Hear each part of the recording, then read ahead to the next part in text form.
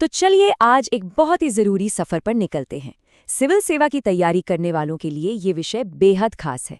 आज हम भारतीय संविधान के बनने की पूरी कहानी को समझेंगे कि आखिर कैसे दुनिया का सबसे बड़ा लिखा हुआ संविधान वजूद में आया। ठीक है, तो देखते हैं कि आज हम क्या क्या कवर करने वाले हैं।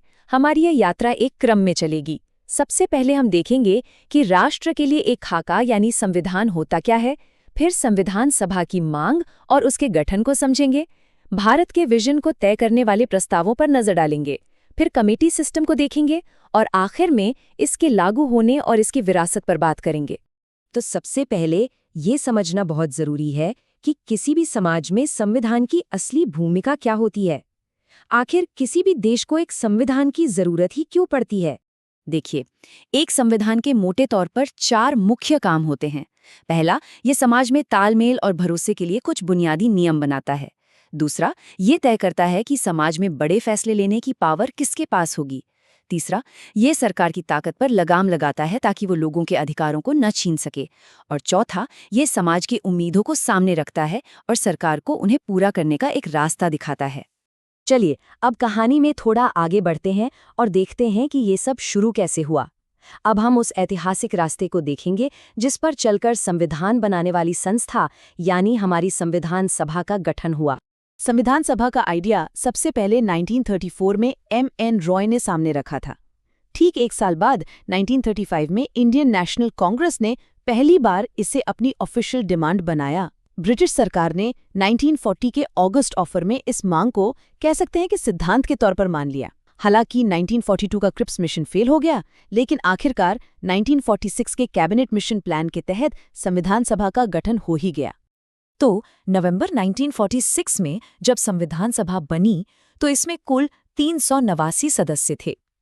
ये संख्या पूरे अविभाजित भारत के लिए थी, जिसमें ब्रिटिश प्रांतों और रियासतों दोनों के ही प्रतिनिधि शामिल थे।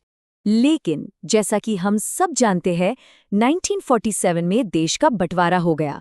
इसके बाद जो सदस्य पाकिस्तान के इलाकों से थे वो सभा से अलग हो गए और इसी वजह से भारतीय संविधान सभा में सदस्यों की संख्या घटकर 299 रह गई। एग्जाम के लिहाज से ये दोनों ही आंकड़े याद रखना बहुत जरूरी हैं। अच्छा, तो ये सभा बनी कैसे थी? इसका गठन नवंबर 1946 में हुआ। सदस्यों को सीधे जनता ने नहीं बल्कि प्रांतीय विधानसभाओं के सदस्यों ने चुना था, तो ये एक इनडायरेक्ट इलेक्शन था। सीटों का बंटवारा आबादी के हिसाब से था, मतलब हर 10 लाख लोगों पर एक सीट। और सीटों को उस समय के 3 मुख्य समुदायों मुस्लिम, सिख और सामान्य के बीच उनकी आबादी के अनुपात में बांटा गया था। तो सभा बन गई। अब बात करते हैं कि काम कैसे शुरू हुआ। देखते हैं कि नई बनी सभा ने वो कौन सी शुरुआती और सबसे जरूरी कदम उठाए जिन्होंने भारत के भविष्य की नींव रखी। संविधान सभा की पहली बैठक हुई 9 दिसंबर 1946 को। उस दिन सभा के सबसे बुजुर्ग सदस्य डॉक्टर सच्चिदानंद सिन्हा को अस्थायी अध्यक्ष चुना गया। लेकिन एक बड़ी बात यह हुई कि मुस्लिम लीग ने इस बैठक का बाइकॉट कर दिया था। फिर ठीक 2 दिन बाद 11 दिसंबर 1946 को डॉक्टर राजेंद्र प्रसाद को सभा का परमानेंट अध्यक्ष और B.N. राव को संवैधानिक सलाहकार बना दिया गया। और फिर आया वो ऐतिहासिक दिन 13 दिसंबर 1946, जब पंडित जवाहरलाल नेहरू ने सभा में उद्देश्य प्रस्ताव पेश किया।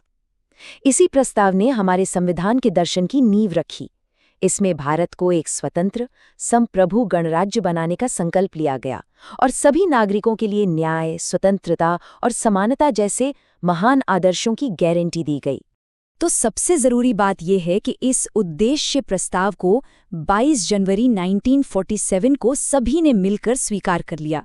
और मजे की बात यह है कि यही प्रस्ताव आगे चलकर हमारे संविधान की प्रस्तावना यानी कि प्रीएम्बल बना।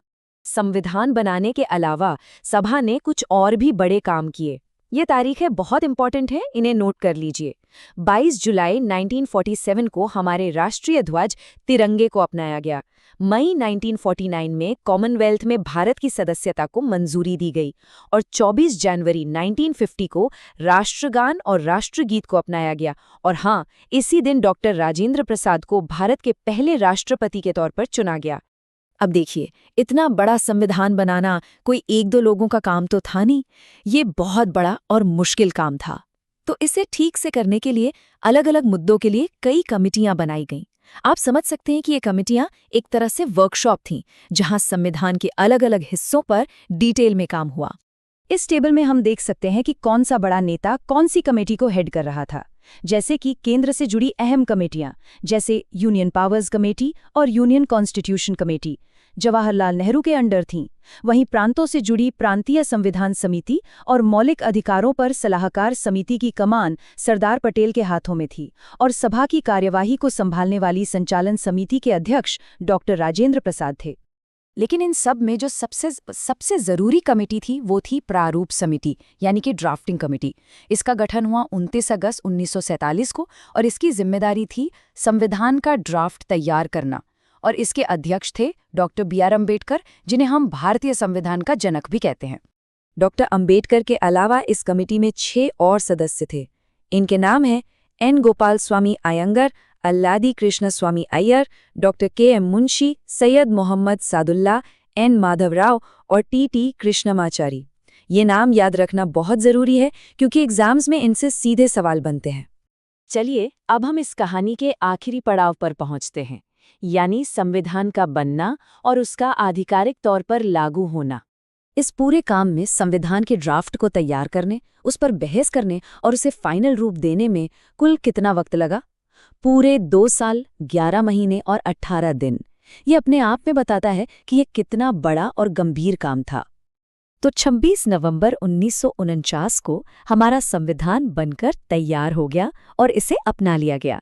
उस दिन मौजूद 284 सदस्यों ने इस पर अपने हस्ताक्षर किए। लेकिन यहाँ एक ध्यान देने वाली बात है, पूरा संविधान इस दिन लागू नहीं हुआ था। नागरिकता, चुनाव और अस्थायी संसद जैसे कुछ जरूरी अनुच्छेद फौरन लागू कर दिए गए।